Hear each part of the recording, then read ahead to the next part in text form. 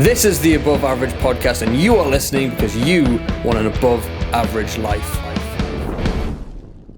Right, guys, welcome back to the Above Average Podcast, the podcast where we talk to above average people about their above average lives. Now, today I am with my neighbour, business neighbour that is, not a home neighbour, Mr. James Hatton. So, mate, welcome to the show. How are you doing? I'm doing very well, and thank you very much for the opportunity. I love the fact that I'm classed as above average. Yes, and mate. it's such a lovely compliment. Well, I originally came up with the concept because I got told when I worked in the service industry, in the hospitality, that my service one day was average at best. So I decided that it became a meme around the restaurant that I was average Adam. So I was like, I'm gonna jump on this, but it's not got nothing to do with having an above average size wiener. It's got nothing to do with that. But for anyone that needs clarifying, yes, that is also above average as well. So James, before I jump into what you do, obviously as a fitness guru of South Shields, I want to paint a picture of who you are and kind of your background. Yeah. Right. So I've got a few things here. I did a little bit of research on you. And obviously you told me when we had a conversation a little bit about your backstory and a few things that I didn't know. Yeah. So you mentioned growing up with your brother Stuart and a single mother as well. So I'm just curious, obviously a lot of what we get into in terms of our content and mindset, a lot of it stems from childhood. So I'm just curious, like in terms of what your childhood was like with that setup. I would say, obviously, a lot of people grow up, with solo parents or single parents, whether that be, from a father or mother figure. Yeah. I would say it was probably a lot harder having minimal male figures in my life. Mm-hmm. And then on top of that, you've got the likes of me and my brother. I'm sure you've probably met my brother as long as I haven't met him yet. Shields probably have as well. That was funny because the first time I met you, you were like, you must know my brother. And I was like, no. But, yeah. But we're very chalk and cheese. So I think it was quite an interesting one, especially for my mother to bring us up, with, my brother being very much, my brother and me being very much me. So it was interesting, full of love, lots of memories, challenges, but I wouldn't be the person I am today if it wasn't for any of that. So I always think, it's interesting, I think, when people go, well, if you did have that other person there, would you be different? I was like, I probably would, which makes it, you kind of flip everything on that side. So, I'd say lots of challenges, but good. Yeah. In terms of father figure, so there was no male role models growing up? Did you know your dad? So, knew my dad, although we kind of don't talk at all now. That's just a personal preference. Yeah. I did have quite a few male figures growing up, lots of uncles, which definitely helped me. And I think that definitely helped. One of the reasons why I was just going to probably put a little bit into this is it's one of the reasons why I like the gym. That's one of the reasons when we first started at Temple Park Leisure Centre. One of the things that was quite good was, it was quite a male-dominated environment, and it was quite nice to kind of be that. I need to stop for a second. Sorry, mate, if that's all right. It was quite a tough question. Yeah, no, that's absolutely fine, mate. So no, I definitely had a lot of male figures growing up. It was just a bit weird not having that kind of a dad there, but that was obviously personal preference for me. Yeah. Just not going into it. It just wasn't there. Just expand as much as you want, mate. That's fine. But had lots of uncles that definitely helped. I know exactly who they are. Yeah. So again, I wouldn't be the person I am if it wasn't for them. So I very much appreciate it. I think it's very vital to have that kind of male figure in your life, which is good. Yeah. Even if it's from a varied source. So. Yeah, it's just the reason that was a good one. Yeah, are you comfortable with that though, mate? Totally. Yeah. So obviously the thing I had is obviously now the male figure in a lot of you don't really get many action hero male figures anymore. No, do you? You're do you know what I mean? Like there's no Stallones, there's no Schwarzeneggers, there's no Jean-Claude Van Damme's. There's like, did you have that growing up? Because obviously I'm getting this into the more masculine side of things because the gym is quite. Yeah. If I've seen your pictures, mate. You are like, if there was any definition of what cut and jacked is, it would be your figure in the gym. So I'm just curious how that plays into your fitness side of things in terms of the masculinity side. So I think there's two answers to this. Is one, I never really had that kind of, like you say, that kind of Arnold Schwarzenegger in my life sort of thing, that kind of male person to look up to. So I kind of had to find that. So that came through the likes of, you don't really get printed magazines now these days. So you'd have like Flex magazine, Men's Health, Muscle and Fitness, which is really, really good. So I kind of wanted to be like them. Or I'm probably not allowed to say the alternative one was, the WWE, otherwise known as the other version, but, for a couple of reasons we can't say that. I grew up watching that as probably the best era of what it was. Mm-hmm. So, that was kind of where I was getting my, visual male kind of influence from. So I wanted to look like them.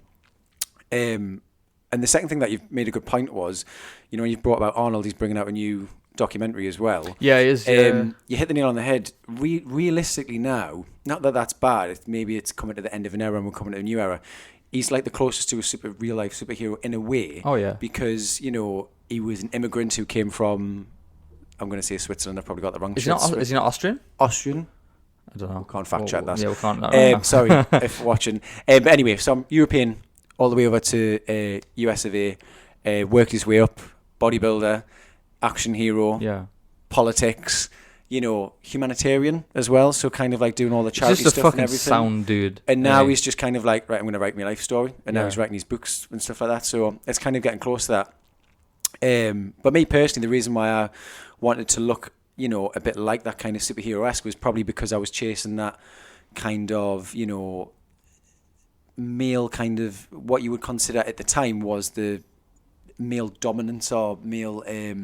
ideal man, what we were brought up with is, whereas now we're a lot more laid back, now it's a bit more, health is wealth, fitness, which is also again fine, but it's nice to still have that kind of like, as men, we want to be strong, and to be strong, if you look at the Lion King or anything like that, it's the one who's the biggest, the baddest. Yeah, we've still got that hierarchy, but like the baddest. You want to kind badass, is what you mean, yeah. You want to kind of be that strong male role model, but actually physically strong as well. So that's probably hit the nail on the head. Sorry, just repeat that again. So you want to not only be, mentally strong as a male role model, but you want to be physically strong as well. And I think that also comes back to, I don't know if you had this when you're growing up at school. Everyone at some point in their life will get bullied. And even I've probably bullied other people. I think everyone can relate to that. And I think anyone who says different is lying. At some point, everyone's been bullied. And also, we've probably bullied someone else. Everyone's been a dick at some point. It's a part of growing up. And I think one of the things that definitely helped me on the head was I was never this, as you would say, ripped, in shape, looked after myself. Yeah. And if anything, I always like to say, back in those days, it was nice to have that kind of like, I was the fat kid, I was the overweight kid, I was the obese kid. But it also in the to counteract that, if I didn't have that, what's the word? Bullied, name called, anything like that. If anything, it showed that my fitness was not up to par. I was not this male person, what you would expect to be. So it kind of gives us a kick up the arse, really, which I think is, it's nice to, in a way, to think that if it wasn't for them, I wouldn't be where I am today. Yeah. But at the same time, bullying's not nice at the same time. So sometimes I think, in a way, I've totally gone well off track here. No, that's what podcasts are, mate. Podcasts are one track and then just tangents. Yeah, I think that definitely helped me to become the male kind of figure that I am today. Yeah, amazing. So plus I can also help other people with those experiences as well. So yeah, well the funny thing is, so obviously we just went over like masculine role models that you had, whatever, but you went into dancing.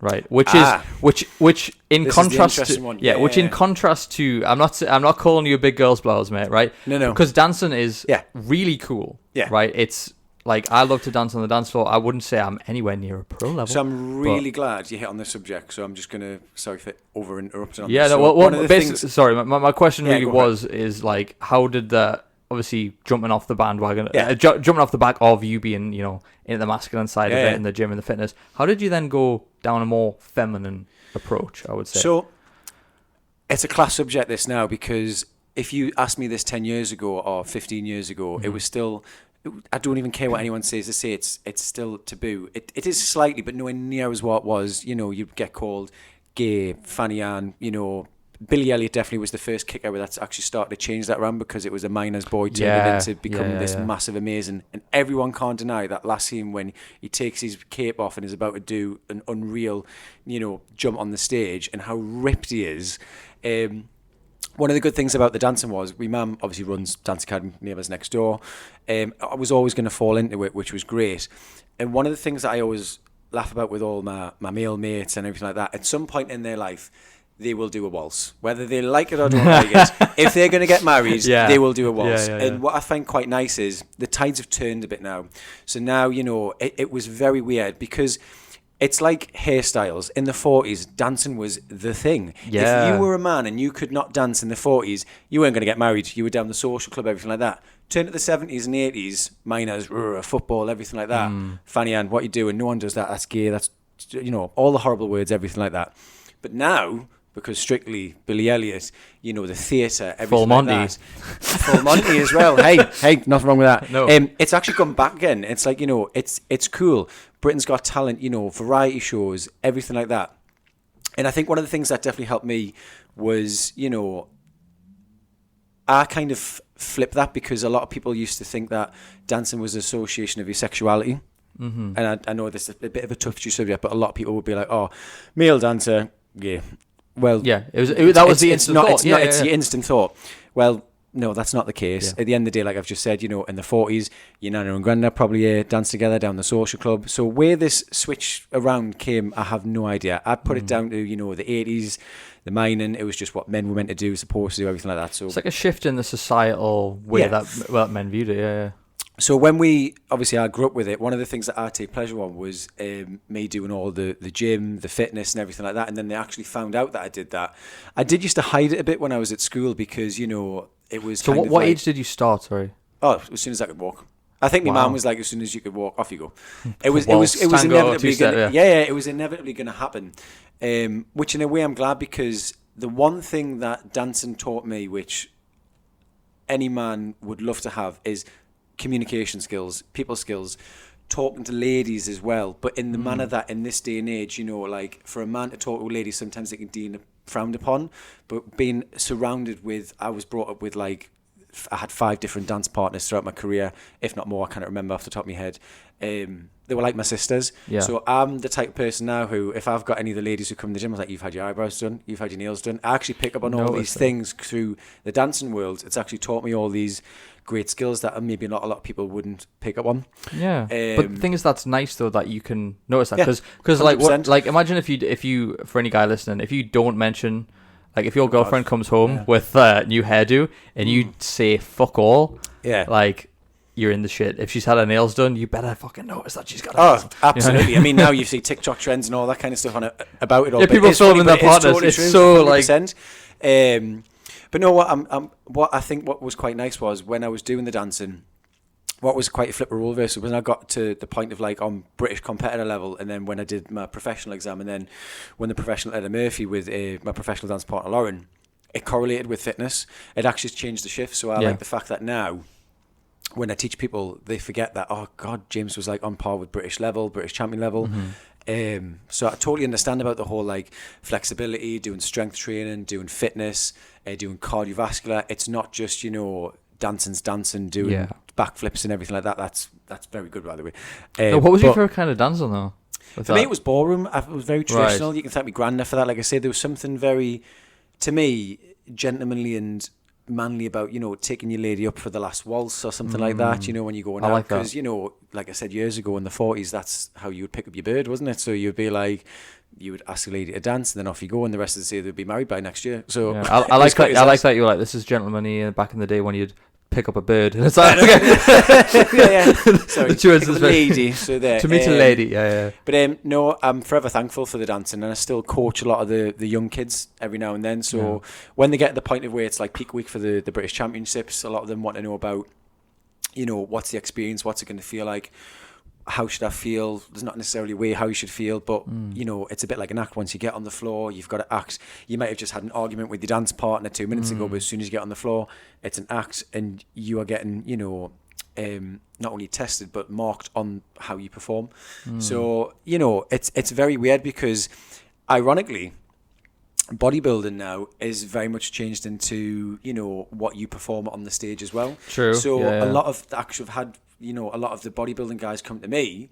Even Arnold Schwarzenegger famously went to a ballet teacher in his Pump and Iron movie about how to flow from one movement to the other movement, because you can't just go like like a robot, because you're just going to get marked down for it. It's got to be so fluid that it looks so natural, that it's second nature, but deep down they're all panting and breathing and everything like that. Oh, yeah, it's definitely a workout as well. But yeah, it's one of those ones where I'm forever thankful for that as part of my years. The only thing that I didn't like was, like I say, that taboo of, the back to the original question, was the bullying. But at the end of the day, I'd like to think that I was that point proven of, I inspired a lot of young lads to get into dancing.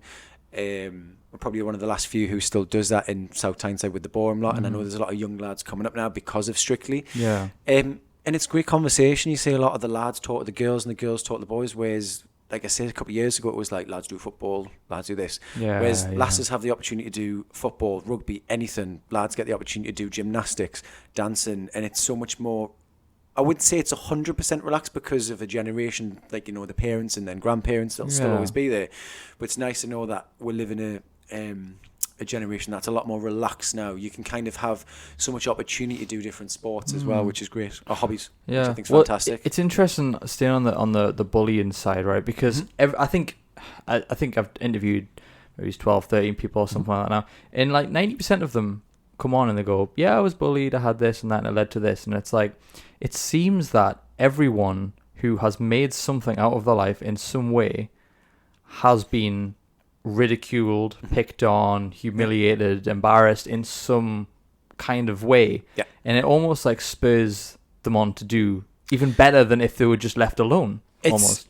Yeah, it's true. I think when people are bullied, it either raises issues of which one, I'm not agreeing with bullying at all by any means, but sometimes in say, for example, me, it spurred me on to actually make a point to, one, better myself, and two, to, I wouldn't be doing what I'm doing now if it wasn't for that. Yeah. So it kind of instills you that it unlocks something inside you that you actually, maybe I should be doing this. Now, I'm not saying, how can I put this? Because if anyone's watching this, they might be like, oh, well, bullying's generally wrong, bullying's bullying. Bullying is bullying, but depending on the manner of which that it's saying, it could actually spur people to better themselves if they're in a bad position. So, for example, say, if someone's massively overweight and say it might just take one comment and and it might be a negative comment. I mean, the other day there was an Instagram video, it's now on something like 18 million views, and to me this is body positivity. There was a guy who was 28 stone, he took a photo of himself over 2 years, and the transformation in this guy is ridiculous. And maybe it might have been that one comment that spurred him on. He was like, I've hit rock bottom, from today I'm going to change. Yeah. And then when he's just posted this video, now other people are coming and going, I'm actually 3 months into my journey and now I'm like continuing. People start to come out the woodwork for it. It has that ripple effect. So as much as it's like one negative thing or bullying's wrong, sometimes it can work in a positive manner. Not in all cases, but in some manners it can be a good thing. It's like, imagine, I mean, it depends what you class fully as bullying, because if what someone is doing is, for a bully, if you're picking on someone and anything they do is never right? That's obviously bullying, it's wrong, right? But if you were like I used to have a PT in the gym, right? And he used to call me a few names, and then because I was dead skinny and stuff, then he used to when we did planks, I was a real plank pussy. I hated doing them. Yeah. And he was like, all right, cool. So he used to get his pen, because he used to have a clipboard marking down my reps and stuff. Yeah. He used to hold it under my abs.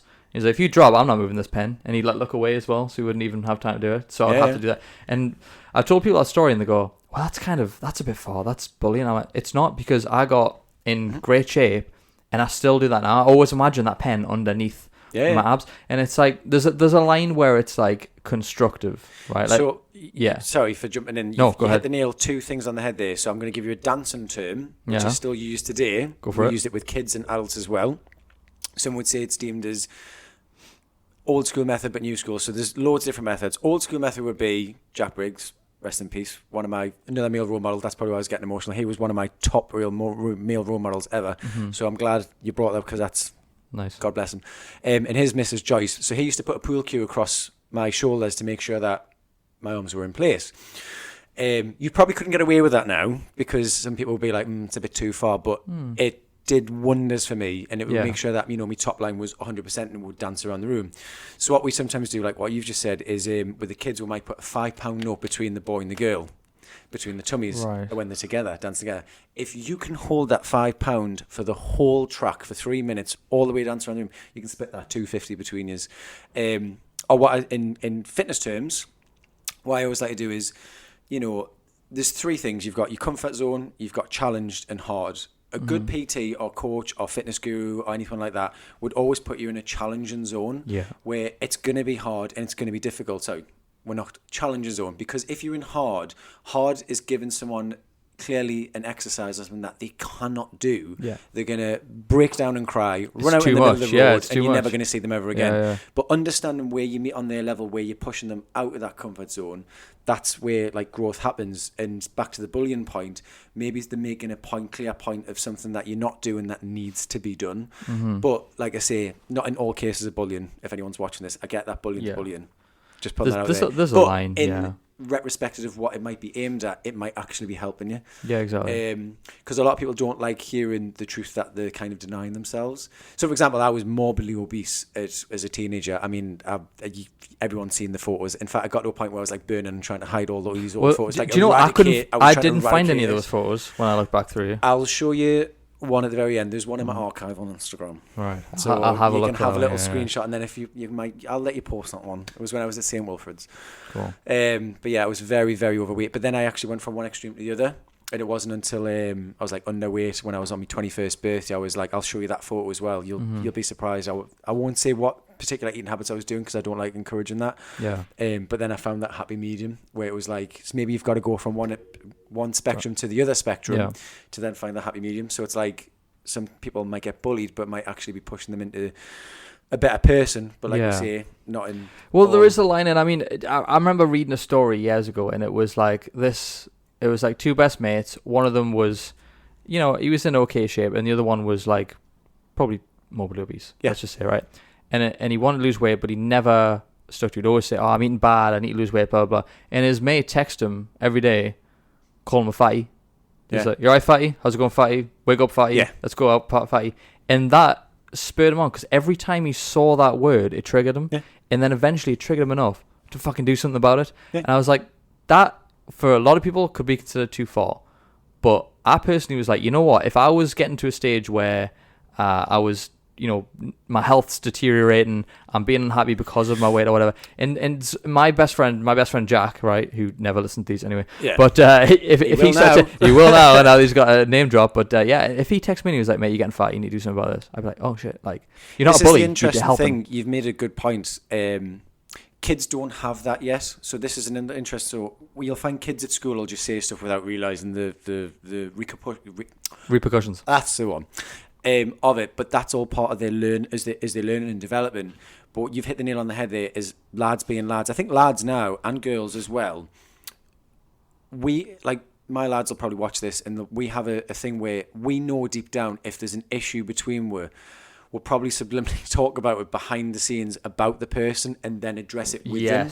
Yeah. And I don't think anyone can deny that doesn't happen. All girls probably do that, all lads do that. So I think now we're at a point where I don't think it would be like maybe fatty, although there might be a point where we're like, actually, I'll say Dennis, sorry if there's someone called Dennis. He's just like, what have I done? I know, we might be like, we're a bit concerned about your general health, the habits you've been doing, you've been excessively smoking. We've calculated that's like maybe 60 quid a week. I actually don't know how much that is these days in terms of that, but like, I think real friends now, it would if we knew that someone would say fat, it would come to a point where they would address it before it got to a point of too far. Especially now when they're going about, talk to your mates, or what does it say? If in doubt, ask twice. I think that's the other thing, is like if someone was saying massively overweight, they'd be like, are you been eating too much? Because what you put on, say, like if I put on, say, 2 stone, I'm not. But say if I did put on 2 stone, I know for a fact a lot of my mates would pull us aside and be like, "Yeah, there's something." Your eating habits, but that's like, good though. Yeah. That's good. That's a good thing. Yeah, I think that is a good thing. So 100%. But so shifting on from kind of that stage of your life, you mentioned obviously being bullied kind of led to you getting into the gym, getting into fitness, wanting to feel better about yourself. So I'm curious, just as a quick question, how has your relationship with the gym now changed compared to when you first got into it? Because obviously you would have got into it feeling overweight, weak, unable to, I don't know, look after yourself, whatever it was, right? We've all got those stories in our head. Yeah. So how is the relationship different now with the gym compared to then? So having gone from, like we said about the dancing thing and the fitness thing was probably to overcompensate what was deemed as feminine to be masculine. Mm-hmm. So in a way it helped us because then it'd be like, yeah, but I'm ripped on it. Yeah. Bit like that. It sounds stupid. Yeah. It sounds stupid, but that's the way it was. Whereas makes sense now, though, yeah. So from a personal standpoint, I'm a lot more relaxed on, I'm 33 this year, and I know for many they'll go, well, that's still a bin. But but mate, you still look younger than me though, which is. I'm at a very much turning point of like, I'm not 21 anymore, so it would be like add more weight. Right. So now I'm looking more for like Tom Morrison if he's watching. I do a lot of his like kind of stretching and everything like that. I look a bit more reflexology. I try to put a bit more downtime for my mental health as well. So like every day I was in the gym. Now it's like actually I'll go for a walk down the beach and just be a bit of grounding technique. What can I see? What can I hear? What can I feel? But from a actual teaching perspective, I like to make sure that people are doing stuff that's realistic. Yes. So that's the big thing. In a world now where I've been there, try to, have the ripped abs all year round, impossible. Have to be a certain shape all year round, impossible. It's understanding about addressing realistic goals and adaptations for results for the everyday person. So, like you could have Marjorie who works, 12 hours on the NHS ward, minimal rest. How's she going to adapt change? I like to teach people about those things. And I think when you live in a world of social media where everything seemingly has two lives, rather than having the realistic life as this is what is going to happen in real life, and then portray something on there. It's giving them realistic goals, because if they can see such and such looks like such and such on social media, that might not be realistic at all. Yeah. So from a personal perspective, like I say, I've addressed a bit more realistic goals for myself and not try and do like add more squat, add more bench, get bigger, hench. That you've taken the ego out of it a little bit. Yes, that's exactly, you're totally right. I think my biggest growth, probably only recently, to be honest, I don't even mind saying that, probably about 3-4 years ago, was drop my ego a bit. And then actually I progressed more in both my business life, my personal life, and my body has actually been kind to us and responded as well. And I'm so glad you mentioned that, because I think a lot of people have egos that they don't realize until there's a moment where you're just like, why am I doing this? Or what is this benefiting me, when it's not actually benefiting me, until you drop whatever the ego is, address it with yourself, and then everything just changed. Because we don't have all the world's problems. So that was a great point there. I like that. That was good. Thank you, man. Well, to be fair, it's something that I'm 27 now, and I was always... have a great beard for 27. Thank you very much, man. Thank you very much. That means a lot. We can end this now, because I've got the compliment I needed. I've got the validation. There you go. I told you going to turn the day around. There you go.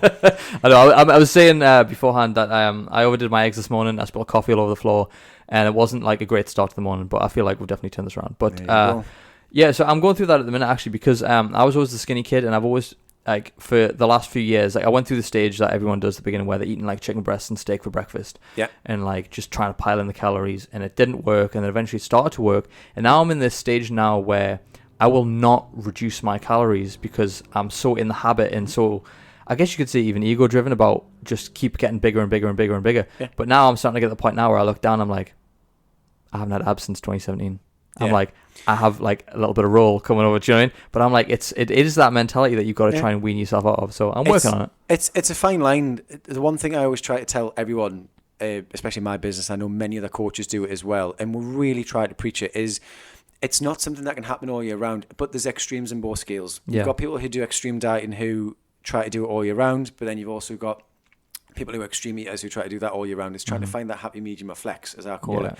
So throughout the year, you should have a nice flow of maybe 4 goals. Most people like to, have a relaxed Christmas. Everyone does, and it should be with time, family, and friends.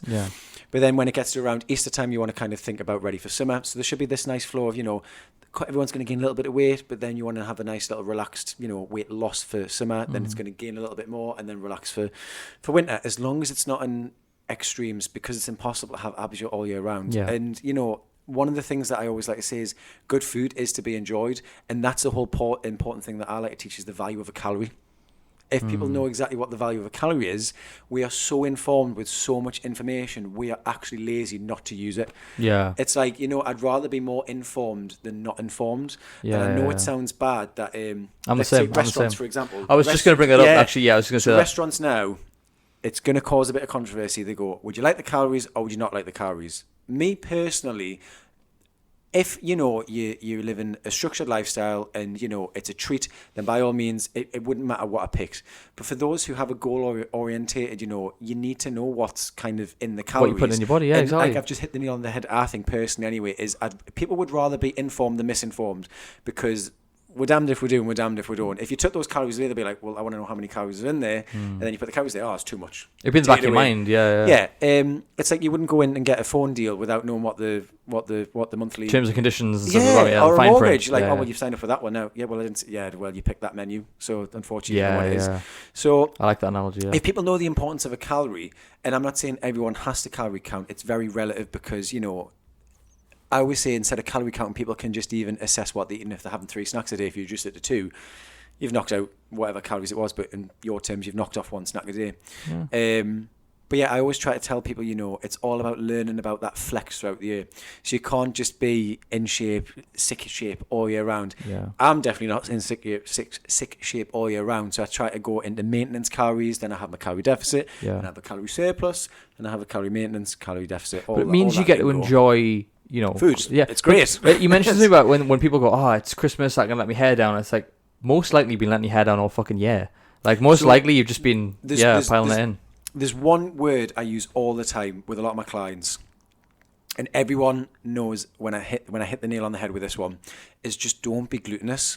There's a difference between going into a shop and having a little bit of what you fancy. Yeah. Okay, so for example, say if there was 5 chocolate bars you wanted, realistically being glutinous would be, I'm going to buy all 5, I'm going to eat all 5 in the same night.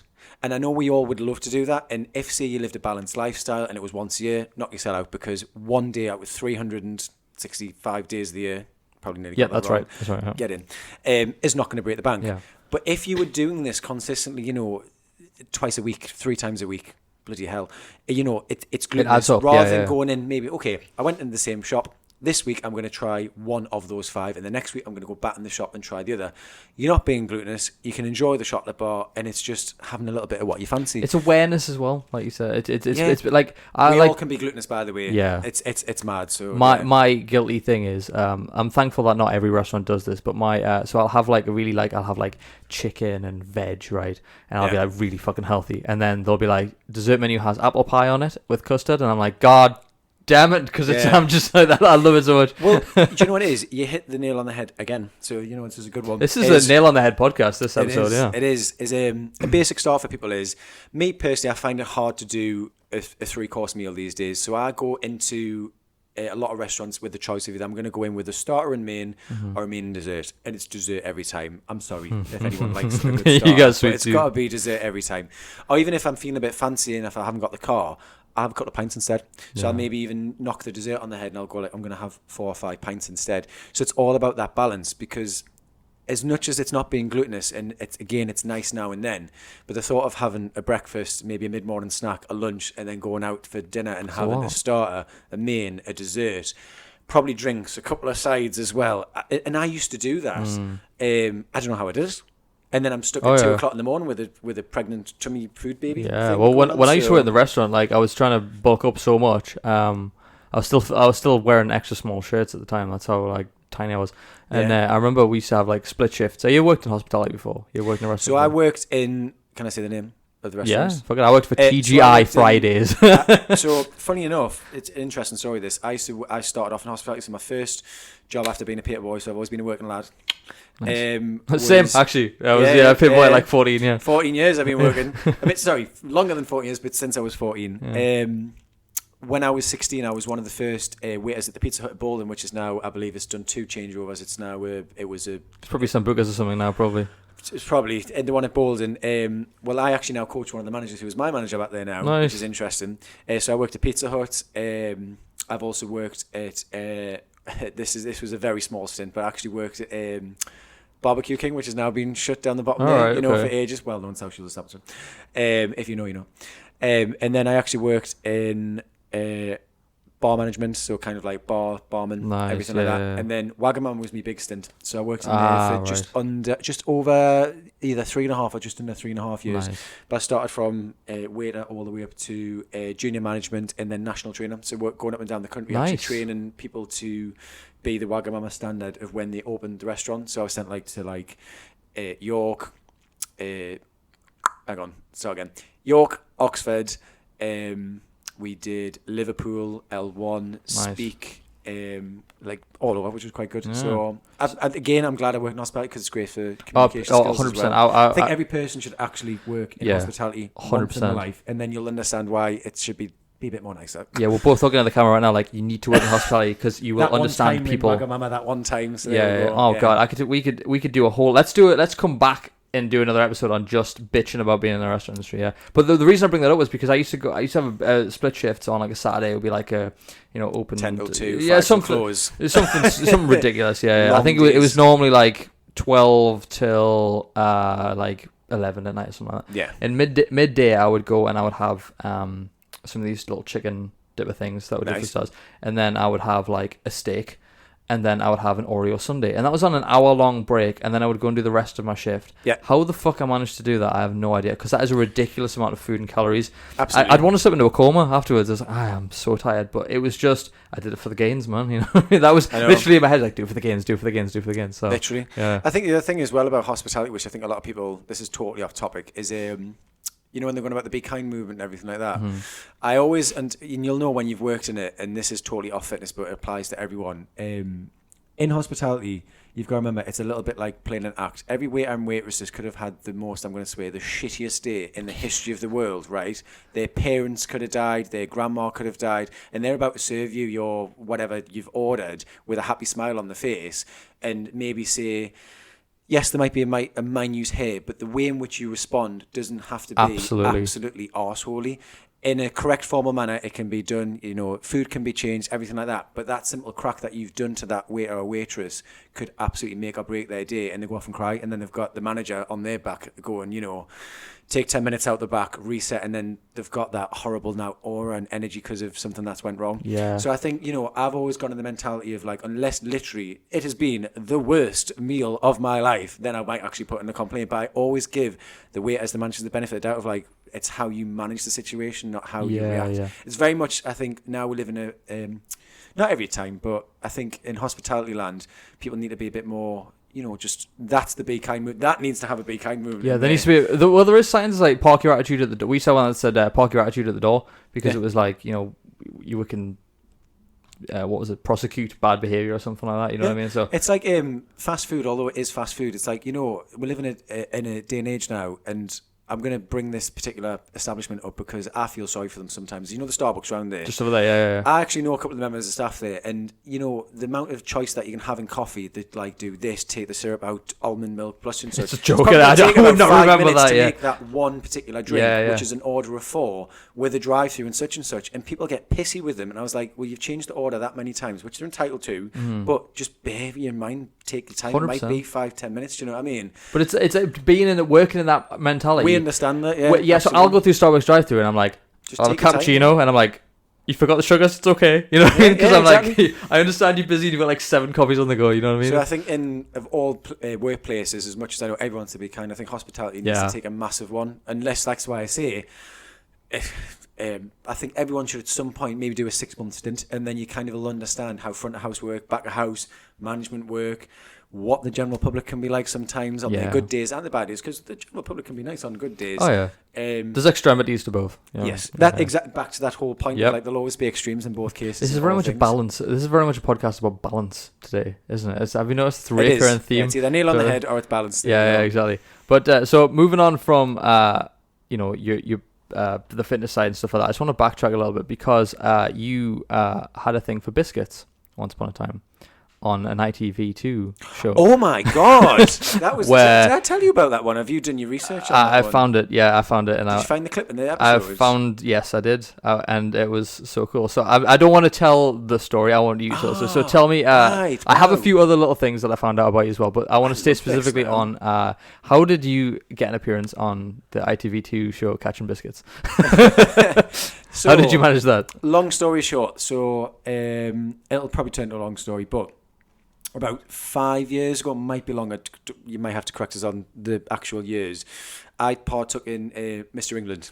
And I was either going to be told that I would either be Mr. Newcastle or Mr. South Shields. Now, and which one I'd prefer? Which one sounds good? The reason why I went for Mr. South Shields was because I was damned if I do and I'm damned if I don't. Everyone would love to be a Mr. Newcastle because it's Newcastle and all that. As soon as any media thing would go out, this is where it comes at me. Well, he's not from Newcastle, he's from South Shields, so how does that work? Right, and then if I go Mr. South Shields, they'll go, well, what's South Shields to like Newcastle sort of thing. So I just went, look, I'll just rather go where I come from. So I went into Mr. South Shields. Came sixth in one of the categories, but overall I didn't make top 10. But hey ho, it was a good experience and everything like that. But I made some really good connections, really good friends with some of the Miss competitors and the Mr. England Jack Ayres as well. Really good friends. You should check him out as well. Whenever this post, I'll put his little tag in the little comment section. So there you go. Do it, and basically, one of the Miss England competitors rang us and went, "Oh, just let you know, I've put you down for relatability. I thought we can put this five of us together as a team." And I was like, "So have you put us down, or is this an asking sort of thing?" So basically, I'd been put down. We then went through to Manchester for some of the auditions. We got all the way through. Long story short, 3 months later, we were in London ITV Studios doing relatability. And I believe I was against Jamie Lang, because the whole point is you either tell the truth or a lie about a particular skill that a celebrity can do. Right. So Jamie Lang said that he could throw up in the air a digestive biscuit in the air and catch it fully in his mouth. He said he could, which clearly he could not. So I beat him at his own game. And to be fair, you can all try this, right? Get a pack of digestive biscuits, and the rule is you've got to throw it clean up in the air, about a good 2-3 foot in the air, and you've got to catch it whole in your mouth. And to be honest, it's like my new party trick. I never thought I could do it. It took about 10 attempts, but it got me £1,000 richer. Nice. So, yeah, it was very good. So the lesson of this is digestives can make you rich. They certainly can. But it was a great experience. I know we said at the very beginning, one of my favourite books is Yes Man. I could have said no to that. Absolutely not. Did my Mr. England thing. I thought, ITV paid for the trains down there. Obviously couldn't tell them what we were doing it for, as all lulled and all that. And I had a great day out. We won the jackpot and we're still the only jackpot winners. So it was a £5,000 jackpot, £1,000 each. The ironic thing was people were like, "Oh my God, what are you going to do to spend with £1,000?" And I was like, rent. I was like, literally that's my bills for rent a month, and maybe a couple of drinks, and that's probably about all it was. That's the thing that I find annoying about, like, come dine with me. Yeah. And it's like, the £1,000 pies, buddy. And you're like, well, that's basically the food that they've just bought. 100%. So for the whole thing, it was just, if I'd said no, I wouldn't have experienced it. And I said yes. The worst thing is, I would have a day out, come back with no money anyway, had a day out paid for, and come back with money, and I came back with money. So it was a really, really good experience. It was so let that be a life lesson. Sometimes you have to say yes, and you'll never know what's on the other side of yes until you say yes. Yeah. Another thing that you said yes to was being an ASOS model as well. Oh God, you really have done that, yeah. So this is where it gets complicated, my LinkedIn profile. A couple of years I didn't believe ago, that was you. I looked at the picture, I was like, God damn. Was this my big beard? Yeah. So like a Viking. So I went through a phase where I literally grew my beard. It was probably about double the size of what yours is. I tell you what, it takes a man of great patience to grow a beard. So there you go. If you ever, ladies, go for a man with a beard, or has had a beard, because it shows a man of great patience. It was one of those ones where I think that was at the point of where I still had a bit of an ego. I said about, ego, I had to look a certain way. I was getting certain jobs. And that was for ASOS Marketplace, just by the way, just to let you know, just to make sure it wasn't the official. It was still on ASOS, I know. It's still on the website, yeah. But I think that was at the point where I was like, I'm just doing this for like an image rather than actually doing it for teaching people, helping people, everything like that. But again, it was a good experience. It's something that if I have kids, or when I have kids, they'll be like, oh, look at Dan, he did this when he was younger, he did this when he was younger. And I think that also leads back to the whole point of you like, this is a random point, but I think a lot more people need to just try things more. Like, why not? No, I agree. Why not? What's the worst thing that's going to happen? It's either going to end in epic failure. Well, then you learn not to do it again, or you give it a go. I remember a couple of years ago, I've raised something like £10,000 in 1 year for charity. That was like one of my goals. Is just what can I do? What's next? Was that with the solo skydive? Was that? Or? Did a solo skydive. That's on YouTube. If you've done the research, the actual video on me is doing it there. I walked on hot coals. I did 100 kilometers in 24 hours. By the way, that I will probably not do ever again. That was an ultra marathon. As much as I trained for it mentally, because you run through all night and all day through 16 checkpoints. That was the biggest mentally I've ever been tested. And also my brother then had to drive down from Manchester at the time to Liverpool where I was, because I physically could not walk after that to even get to the hospital, because they thought I'd ruptured my ankle. And I'll probably show you the photo at the end. It's not nice. It's not for Instagram, this photo. I ain't squeamish, man. I was at a talk the other day. It was pretty but yeah, I went through that kind of all our phases. I kind of like, this is going to sound shocking what I'm about to say, but in a nice term. If I had a eulogy tomorrow, it would be canny cool, because of all the stuff that I've actually done. Well, that's what you want, though. Yeah, at the end of your life. Like, you don't. Not that there's nothing wrong to have, like, you know, a life start, life end, but between that, you want to try and have as much as you can, because you hear all these stories about, like, when people are it pays, then they're old and they go, I wish I'd done that. But why the F not? Did you not give it a go? If money's a thing, money comes and money will go, unfortunately. And we all know we're in a cost of living crisis. I get that. But, you know, money will return. You know, you hear about all these crashes, and what follows a crash is a rise. Yep. But what follows a rise will probably be another crash. So make it as fun, as viable or realistic, but the realistic as you can. You know, you can run the Great North Run, you can do a skydive, you can do all that. So if you can help other people on the way doing it, yeah. Well, for a lot of people, that doesn't sound realistic. So it's got to be. I mean, I would never say. For me, I could have said at one point, it's not realistic for me to ever be on television. Now that I've done videos and podcasts, like, I could potentially. It's not outside of reality, but I think the more you do, the bigger your reality bubble seems to grow. Yeah. Because you see more opportunities. You see that you could do this, you could do that, and you actually have the balls to say, well, I've done all this other stuff. So why couldn't I do that? You know what I mean? It builds and stacks. It's an interesting thing, that, because I always thought years ago, so, you know, some people go, why me? Well, why do you say, why not? Yeah. Because obviously I went from fitness industry to then back to hospitality industry for Wagamama, because I thought, you know, I'd done my bit. I thought maybe this is it. You know, I need a change. So I went back in hospitality, did my thing for 3 years. But then, you know, when you get that, is it 4 or 5 year itch? There's an official, like, term. They say it's like after so many years in a job, you get like that itch of, like, maybe change, whether it's in management or a different thing. So then I came back to Shields and I was like, you know what it is, I'm going to go back into it. Ended up working for Grant Henson, another great coach as well. And then an opportunity came up and I was like, it's either now or never. And I took the yes, and then I was like, I can open up my own place. So it was one of those ones where, like you say, it's like, rather than saying, well, that's it, well, why not? Give it another go. And if it wasn't to say, like, say in 10 years' time, if it wasn't to work out, then at least it's another point of between when, you know, start and end of life, I did that bit, because, you know, nothing lasts forever. Yeah. But it's all part of that journey as well, which is 100%. Good. Well, I said this on the last episode when I had Stephen Robinson, the boxer, on, and we talked about, I said, like, average person only lives. Do you know how many days the average person lives? I tell you what, I don't know, but I know that Luke has one of those chart things and it scares us. Yeah, it's over there on the door. Yeah, I'll show you afterwards. Luke, if you're watching, don't like seeing that chart. It's a good chart, though, because it gives you such a visual representation. And that's not even guaranteed, that that's chart. That chart's if he lives to 100. Yeah, and it's a week one, isn't it? Every week, yeah. So do you want to hazard a guess at how many days the average human lives? In days? In days. Oh, God. It's going to... In the hundreds of thousands, I would have thought. I don't know about million. 28,000. Oh, well, I was only well overshot. 28,000, and that's what's scary, because what's that in years? I think it's about 75 to 80. I think it's in between that range. But it's when you think of that, it's like people are like, oh well, yeah, you live past 80. But it's like not everyone. Is, so it's like when you put it into perspective, and you hear 28,000, that's not a lot. Yeah. That's not a lot at all, and it's really scary, that. I mean,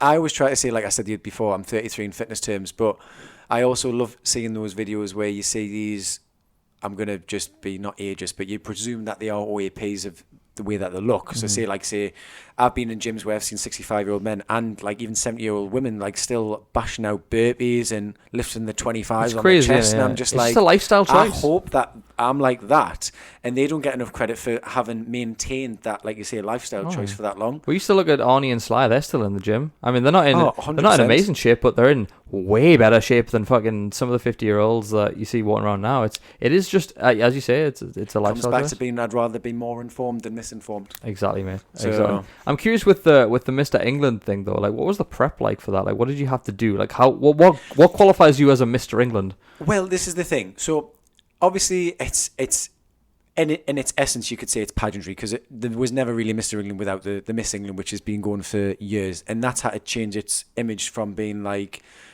say, 30 years ago it was all, you know, image like what a lady looked like, rather than what it was associated with and what you had to do as well as the image. Whereas now it's like you say, it's more relaxed. It's like anyone and anyone can enter. I always try to think of it as it's it's prepping for the best job interview ever. So it's like, I know it sounds silly, not the best job interview, how can I wear this? It's what makes you, what would be the best person you could be. That's probably the best way. So it's like, interesting, what charity work am I doing? How am I bettering? Hang on, let's reword this again. Let's start again. Third time lucky. The reason why I like the Mr. England experience or how to go about it is it's more so how are you endearing to better yourself as a person. You can't just really walk in and be like, I've done this, done that, but then they're going to go, right, well, what else are you going to do? So like, you know, it makes you kind of like go out there and maybe like do a bit more charity work, but in doing that charity work you might be helping someone else, or you might be inspiring someone else. You might be raising causes that aren't really heightened. I remember when I did mine, there was a lovely group of people. I'll be honest, I don't know if they're still going, but they were like the angel walkers in South Tyneside who give out, you know, free bottles of water. They wear the high vis, you know, for all the people who maybe have had one too many down in Shields. So it's just raising like stuff like that. No one would probably knew who they were or where they were actually based if it wasn't for the Mr. England.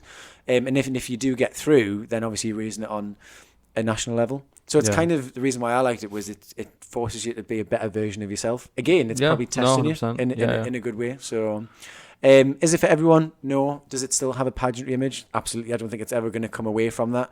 But is it a good experience to show how you could indeed better yourself as a person? Absolutely. I would say that. I would say if it's opportunity that you want to give it a go, why not? Yeah, class. So do you think I'd get into the grand final like yourself? Yeah, do you think 100%? Yeah. I tell you what was weird was when MTV ended up coming around. MTV News at the time when we did that. That was a bit weird having the cameras around. So that was a bit different. Yeah, and I was like on there for all but 200 milliseconds, I think it was, because we were following Jack. Bless him, he's a good lad. I'll tag him again in here. So, yeah, so, he's going to be on the podcast. You know? Yeah, but so obviously the fitness side of what you do, being a PT. So when did you decide that fitness was so much a big part of your life that you wanted to become a PT? When did that change happen? I think a lot of people told me they couldn't see me doing anything else. But also when you start realizing how much you have helped other people, and not just like say weight changes, but actually mentally, physically, spiritually, even just bettering themselves as a person, I was like, well, maybe this is what I'm good at. I try not to think of myself as, you know, just weight loss or weight gain. I try to think of how I'm actively helping. I think I've got it in my bio, is helping people achieve structured goals in all aspects of their life. So you'll find that as a coach and a PT, you become like, you're not really the mate, but you become a bit like when children have teachers, or you do check-ins or everything like that, or when I think of it more as at lecture level, not really at secondary school level, but you know, when you're at like doing your A-levels or AS levels or BTEC, whatever, you have to then come back with your work. What have you been doing? How have you done better this week? This needs improving. We're marking that, but in actual real life terms. And as adults, we lose that. We become lazy. Yeah, you know, that no one holding us accountable. Exactly. You know that moment when you're 19, you're sitting there like, I can have a beer and I can have a chocolate bar. This is great. And then someone like goes, actually, how many of you had this week? Start questioning and testing it. It's not bullying, but it's just kind of like asking yourself, do you need that many? Nothing wrong with one, but how many did you have this week? So, but do you know what? You fit the nail on the head. Hey, because the one thing that, and I know you know this, and I don't have to ask this as a question, but the one thing that everyone lacks who goes, I want to lose weight, or I want to gain weight and I want to get muscle, right? The one thing that everyone lacks that fucks up their results is accountability. It's the one thing that everyone lacks, because when you were doing your GCSEs, right, if your teachers did not tell you to study, you probably wouldn't have studied. You'd be like, this going, I'll see what happens, right? But they were like, you need to study because you was going to fail. You know what I mean? It's like if there's no one holding you accountable, no one teaching you, you're just going to be lazy. It's natural human nature. I think I did a video on this the other day on my Instagram. Is everyone likes the idea of accountability until that moment they are held accountable, and they will either, self-validate the reasons why they haven't. They'll look for an excuse, or they'll try and shimmy and shy away. Or the one thing I hate is radio silence. Mm-hmm. Whether WhatsApp messages, text messages, because that instantly speaks more volumes than anything. It's like not turning up for lesson at lecture. You're like, I'll just skip it. I'll just in the next lesson. So it's avoidance. So everyone wants accountability right until that exact moment, and they go, so what did you do this week and how did it happen? It's because there's normally a correlation with certain things. So say like if they've had X amount of calories and someone's been telling me they've had X amount of calories, but they step on the scale and it's gone up by 6 pounds, that tells me you have not had X amount of calories this week. And they can scream and come up with all these different reasons, but there's a massive correlation. I'm not saying, like I say again, weight isn't everything, but accountability is a big thing. But deep down, people already know before they sign up to a coach, or, for example, me, I'm doing a coach with Lee Norton over in America at the moment. It's weird because I have to have assignments chatting and stuff like that, and they'll want to know why it's not coming in. So either I have a genuine reason, or it's just I have to be honest and be like, I was lazy, I didn't have time. But a lot of coaches would rather have that as an answer rather than the BS of the other reasons why. Yeah. The other thing that I know a lot of people won't like this as an answer, but it's totally true. A lot of people go into these things thinking that they can do it when deep down they know they can't. And even when they try to be accountable, they already know they can't. They've got to be 100% fully committed. And it goes back to the original point of the bullying. Maybe they haven't had that point or low point where it's that fuck, I need to do this now. Yeah. And there's an old saying which I know a lot of you might have used it, is the prevention's better than the cure. So why do we need to wait until there's a heart attack, a mental health breakdown, which is a big one these days? Why are we not, why do people have to wait until that happens? Why can't they just, and people go, well, yeah, why? I was like, I don't know. The reason why. You're just not ready, mentally prepared to step up for that. Or there's something holding them back. What that is, we have to try and find out. One of the ones that I know a lot of people are, and I'm just on a tangent now here, is every single person who has been on a fitness journey will admit this, and who's come out as a better, weight loss or hit the goal, understands that a lot of people BS and everyone's a secret eater. I don't care what anyone says. So when people say they've had X amount of calories, you either have had X amount of calories because the result is there, or you've BS'd and you've literally you've had something extra. I don't care if it's one little thing, because that one little thing turns into the extra thing over 4 days, which in total could be 700 calories extra, and it's not creating the result. Exactly. That's in weight gain as well. So if you're not seeing any change, then nothing's generally changed. Well, it's like when I was eating, just to throw my 2 cents on this, like when I was eating loads of stuff, I wasn't gaining any weight, and all I needed was 200 calories more. I could have 2 Kit Kats and my weight started going up, and I was like, it's crazy. But it also works the other way around. So people are thinking, well, I'm eating barely any calories. It's like, well, if you knocked 100, 200 off, which isn't that much really, then you'll see the change. It's mad when you tell people that they're going to be having 150 calories less a day, right? And they go, whoa, can't be doing that. Literally like, whoa, no. Well, Kit Kat's 105 calories or something like that, isn't it? Fred was 98. Well, there you go. It's not even, it's like having 2 of them. And the thing is, people will just chomp on 2 Freddos and think nothing of it. Mm-hmm. But over a week, it soon starts tarting up. And then over a month, it's like your days thing when you said about how many days left in your life. It makes a massive change. But if they start with the small changes, that's when the big changes will happen in the long run. It's like the leaner you are, the harder it is. So when I'm in a deficit, I have to make pretty, anal changes. But it's just for a result I'm wanting to do. I mean, I'm losing weight because I've got a week coming off soon, and I want to have a bit more of a relaxed holiday. So not as in like I'm losing weight because it's the holiday. I'm losing my weight because when I go in that restaurant, I want my dessert and I want my extra pint and such rather than being gluttonous. But for me, it's like taking the milk out of my coffee. So I'll go from having actual coffee to like a double espresso with maybe stevia sugar. So it's literally saving myself like 80 calories. And I know people watching will be like, oh, well, that's anal, but it gets the result that I want. Yeah, and when it comes back to that accountability, some people just aren't prepared to do that, but then they can't moan that they don't get the results that they're not getting because they're not being accountable for the results that they want. You can't complain you didn't get the results from the work you didn't do, basically. I always say to a lot of my people, there's 2 posters in my studio, is don't moan about the results that you didn't put the work in for. And secondly, when people go, I only got 50% of my result this week, and I was like, yeah, but did you put in 50% effort? Because only a 50% effort will bring a 50% result. Yeah. The only time I always say that might be different is if someone actually gave 100% in an exam. That's great, but did they do 100% revision? There's always two things to it. You can't outtrain it. You can't outtrain a bad diet as well. That's the part of it. Nah, you can't. And what else is you don't know what to do internally as well. So this is the thing about calories. I don't want to go too far into it because that's my daytime job. I do have a slight calorie question coming up, no. Continue what you were saying if you. Oh no, it was just on about how there is a difference in saying like having 150 calories in chocolate and then having, which is like, I'll take Starbucks for example. Sorry, Starbucks. You can have like a Tic Tac shaped box brownie, which is 312 calories, because sometimes more. I look at it because I find it quite amusing to see how calorific a small chocolate can be.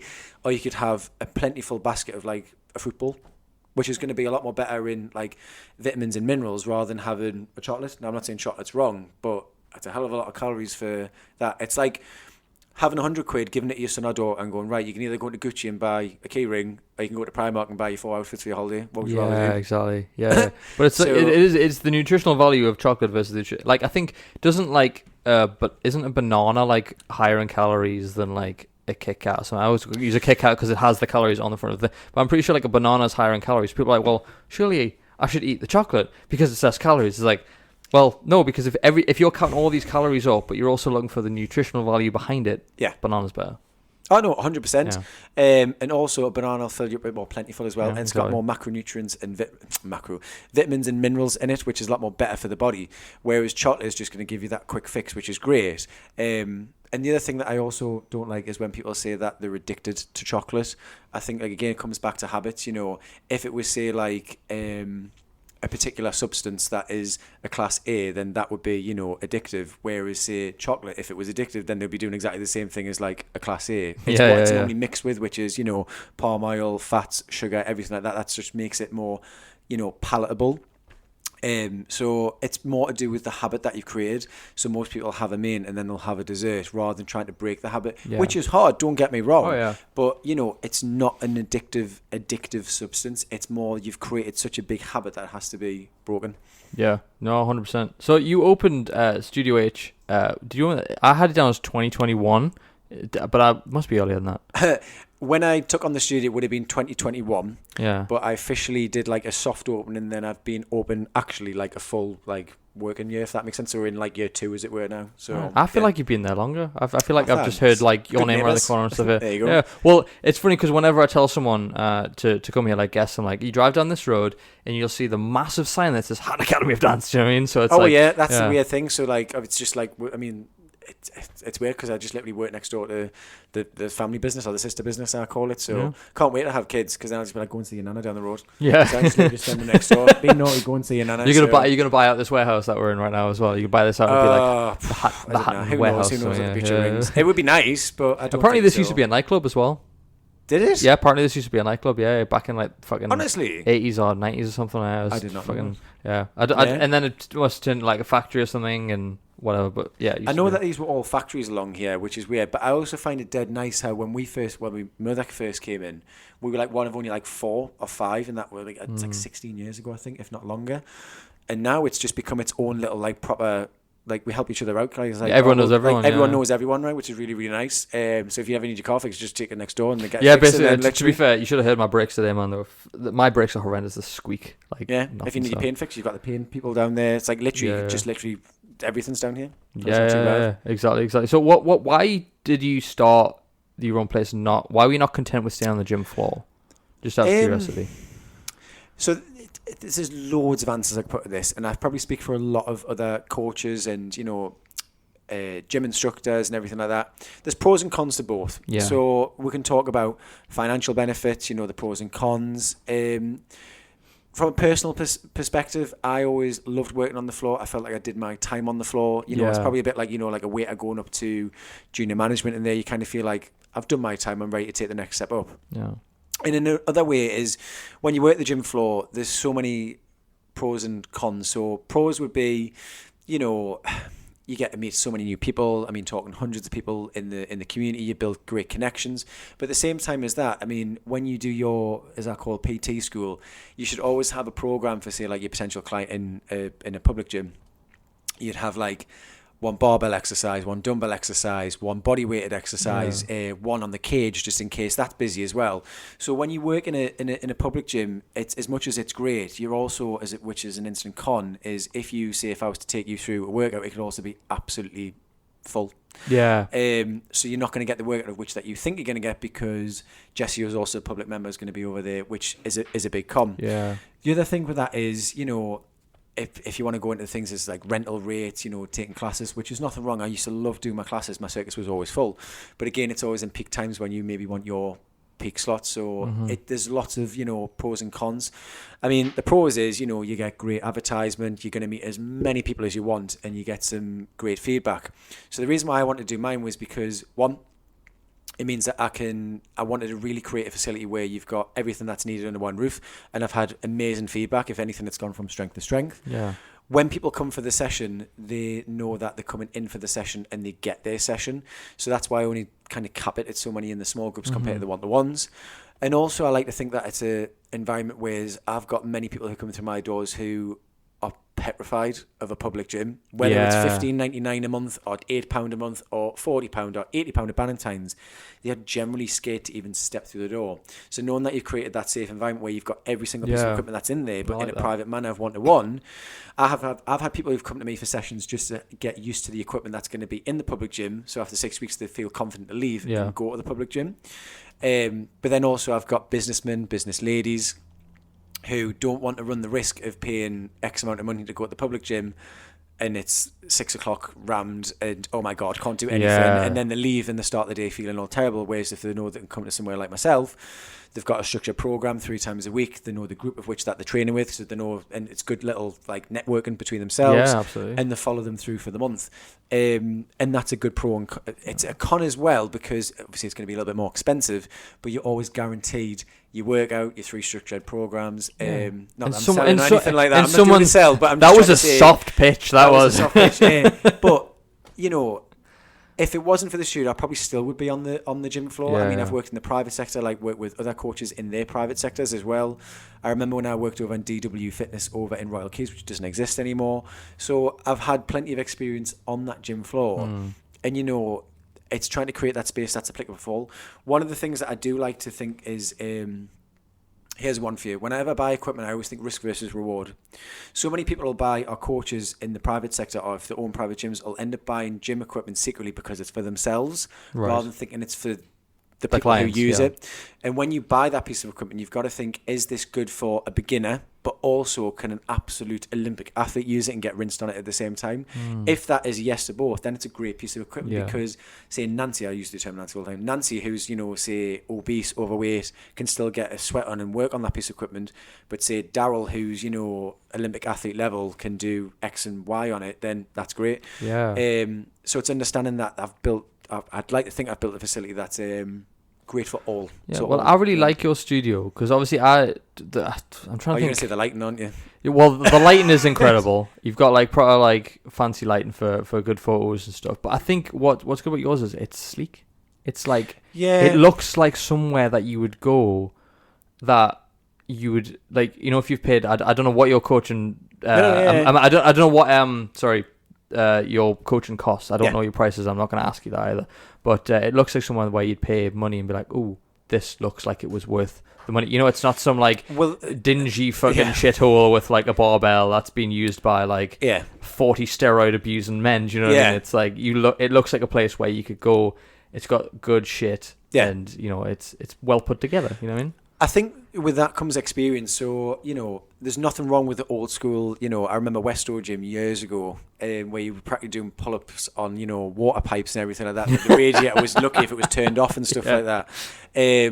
But having worked in hospitality and understanding, like, when we built those restaurants or when you build gyms, in fact, ironically, I laugh because my theme's black. You see JD gyms are black. I'm sorry if this is bad for copyright and stuff like that, but a lot of the gyms are changing their kind of toning. They're becoming places of like semi-nightclubs, but they're not. It's the neon signs and it's because it becomes an experience, because people actually now realise ever since COVID as well how much they want to go and not only better their health, but they want to go for the experience as well. So I designed mine literally from the floor and the ceiling kind of met in the middle. So floor was the main one, making sure that was done, because the thought of taking all the equipment out and then putting a brand new floor down, I was like, that's not going to happen. So I was like, that was that one. The lighting was because, having worked in hospitality, understanding the importance of ambience and making people feel good as well, and because you can change the tone. But also, it was the same lighting as, have you ever been in a dressing room when you've bought clothes and it's somehow the perfect lighting ever, and everyone's like, why do I not look this good and such and such? The ironic thing is, with the black, it's, having done the modelling as well, this is where the experience comes in.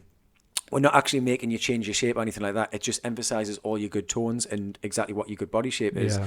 So not only should, when people come, get, I wouldn't say I've got premium equipment, but, to standard good pieces of equipment, but they want to be sure that when they come to feel good and make sure that the whole environment is there to make you feel like, right, I am actually here to work out, rather than, sitting there thinking, what am I meant to do with this, or that's on the wall, or that's on the wall, or such and such. You want to pay for that whole premium kind of experience. Yeah. So, well, the funny thing is, I have a question here. Actually, I'm jumping around a lot in my questions, but I love it. Yeah, but I've been in your gym 4 times, maybe it's a bit more. Yes. Every time I had Tracy wanted filming done. And I've noticed some of the machines that you have in your gym, I've never seen anywhere else. You have some crazy pieces of equipment. So did you just get a new one? I saw you doing like a push up. It was almost like a deadlift to a press, but on one machine. Right. We have so there's 3 pieces of equipment that I've got. I wouldn't say I'm the only one in the Northeast, because I know there's a few. Let's see, there's very minimal who've got them. Yeah. There's one. The most recent one was an air curved runner treadmill. So it's a curved air runner, non-motorized. So it's better for ligaments, tendons, better for the runner. So it's the closest you'll get to running indoors. Outdoors. Sorry, outdoors, but indoors. Yeah. Switch that. It looks like the treadmill that Flash has, like one of the cosmic treadmills. It's really comfortable. It's really good. And it means that people put in more effort, use all the muscles that should be used, and engage in them as well. The wishbone's probably one from one of my videos that I put on, which is the closest that someone can get to a safe kind of practice Olympic lifting standard, but without actually doing it with the barbell. So that can come with a stand as well. So again, risk versus reward. So it's trying to find that pieces of equipment that not only can help with someone's training, but again, it gets them to the closest of doing something without injury. The leverage squat is another one, which is great. It's a cross between like a hack squat and a pendulum. Again, so those who suffer with lower back pain. So again, Nancy, who, clearly can't barbell back squat because technique's going to be terrible. It puts her into a place where it's easier for her back and her legs. Nancy's got a lot of problems. Nancy's terrible. If you look at my videos, I don't know if you're Nancy, but we just always use Nancy as the term. Or Daryl, who says like an Olympic standard lifter, he could like rack up the bar really, or the leverage squat with loads of weight and still perform a good rep.